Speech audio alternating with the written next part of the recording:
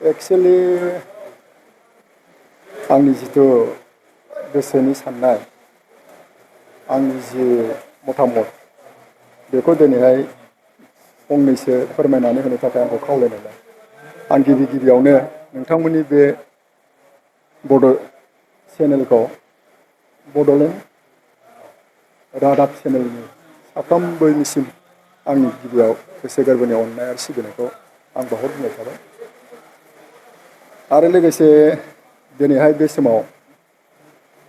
जि हाबाफारियाव बाहागो लाफैनाय आङो साफ्रोमबोनिसिमबो आङो दिनै गोसो गोरबोनि अननाय आरो सिबिनायखौ बावहरग्रोनाय थाबाय आरो लोगोसे दिनैहाय जि बे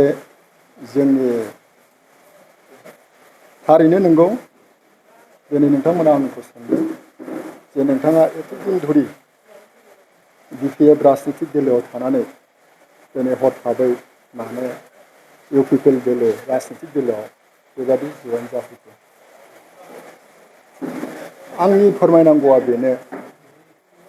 आंनि गोसोनि जि साननाय आं बेखौ दिनै फोरमायनो थाखाय आङो आवगायदों थारैनो जों मानसि हिसाबै सुबुं माहारि हिसाबै जोङो जेरैबायदि जोङो थांनानै थायो बेबादिनो बहाय बिसेसकै बांसिनैनो बुंनो थाङोब्ला इसोरनि माखासे महिमानि गेजेरजों दैदेन होजानाय होननानै जोङो बेखौ गोसोआव गनायनानै लानो गोनां जानानै फैयो थिग बेबादिनो आङो फैयै फैयै जेरैबायदि बिपिएफ राजनितिक दोलोआव आङो जिखिनि हायो उदाया सुदायाब्लाबो जाबादा जाब्लाबो आं जेरै मावबोदोंमोन नाथाय बिनि उनावहाय गोबां काहानिफोर जानानै थांबाय दिनै आं बे काहानिफोरखौ आङो आसलथे एफा गोलावै आं फोरमायनो लुबैया एक्सुवेलि आङो बिपिएफ राजनितिक दोलोआव जेरैबायदि वार्कार हिसाबै मावबोखांनायनि उनाव आङो बिपिएफ राजनितिक दोलोआवनो दङना गैलामोन बादि दा गोबां बेबादिनो बुङो राजनितिक दोलो हिसाबै नंगौ बयबो राजनितिक दोलोआनो गावबागाव दोलोखौ गोख्रोङै लाखिनो थाखाय बयबो मत बिनिमयखौ होलायो मतामतखौ होलायो सम बोथोरा नाथाय नोंनि साननाय बादि नोंनि बुंनाय बादि जानो हागौ बे समा मोजां समा सफैयाबो जानो हागौ दा बै समा जेला बै समा सफैगोन अब्ला जों बुजिनो हागोन जे गमामा बिपिएफ राजनितिक दोलोआनो देरहागोन बा बिसोरनो सरकार दानो हागोन जानो हागौ बै समनि बाथ्रा खिन्थु नैबे समाव आं नुनो मोनदों नैबे समाव आं बे समाव आङो एसे अबजार्भ खालामनानै मोननो हादों माखासे गोबां माने जिखिनि दङमोन फुराना बिपिएफनि वार्कारफोर दिनै फारि फारि दिनैहाय माने इउपिपिएल राजनितिक दोलोआव जगदान होनायखौ आं नुनो मोनदों अब्ला बेफोरखौ नायहरोब्ला जानो हागौ बिपिएफ राजनितिक दोलोआ एसेब्लाबो साननो गोनां लुबैया जानानै सफैनो हागौ अब्ला बिदि जायोब्ला निश्चय सरकार दानांगौआथ' असम्भब जाहैनो हागौ दा बियो सम्भबबो जायाबो जानो हागौ खालि आसा बुंनाय बादिनोल' जाहैनोबो हागौ दा बे बेलायाव आं बेखिनिखौ बुङो एसे गोब्राबखौ आं नुहुरदों मानोना परस्परा मिला प्रितिया पार्टिनि सम्पर्कआ एसे फाराग जानायखौ आं नुदों नायनि इउपिपिएल राजनितिक दोलोनि जिथुनाखि आदर्श जेनाखि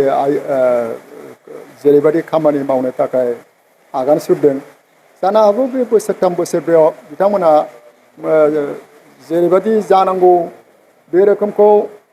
जे हाजोबद्रायथारगोन बेबो नङा लासै मोनसेनि उनाव मोनसे बिथांमोना मावनो थाखाय जेखौ आखायाव लागासिनो दं निश्चय मावलांगोन मोजां रोखोमनि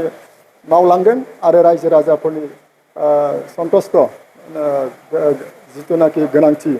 गांनाय उखैनाय बेयो लासैनो पुरन जालांगोन बे पार्टिनि इउपिपिएल पार्टिनि सरकारा जुदि थारैनो आरोबाव मोजां समखौ रायजो सालायनाय समखौ मोनबावोब्ला निश्चय आवगायलांनो हागोन होननानै आंहा दृढ़ बिसास आरो फोथायनाय दङ। नोंथांमोननिसिम आरो नोंथांमोननि भिउवार्सफोरनिसिम थेंक्स जासिग्रोबाय। दा सोंलु बादिनो फिननाया बेबायदि आङो सिगाङावहाय BPF आव थानानैहाय आङो प्राइमारि कमिटिनि जेनेरेल सेक्रेटारि हिसाबै मावबोदोंमोन। BCDC चेयारमेनबो मावबोबाय आरो TCLCC मेम्बार हिसाबैबो आगुआव दङमोन। दा BPF आवहाय जि समखिनि जोङो दङमोन आङो दङमोन बे समखिनियाव आङो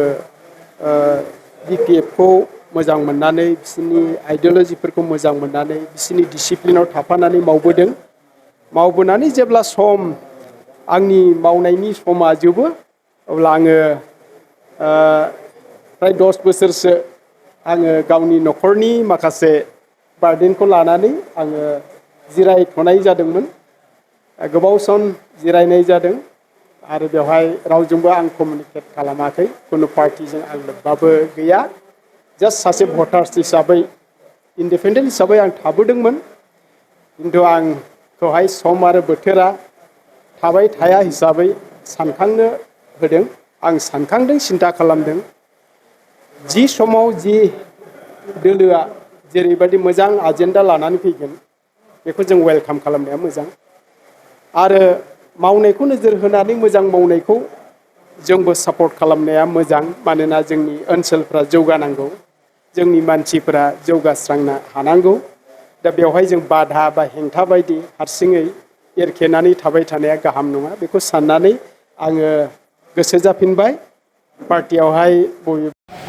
आङो निश्चय थानानै मावनांगौ समा दानोसै होननानै। दा बे समावनो UPPL हान्जानि मानसिफ्राबो माखासे कमिउनिकेसनाव फैबाय बिथांमोना लिंबाय फैदो जोंजों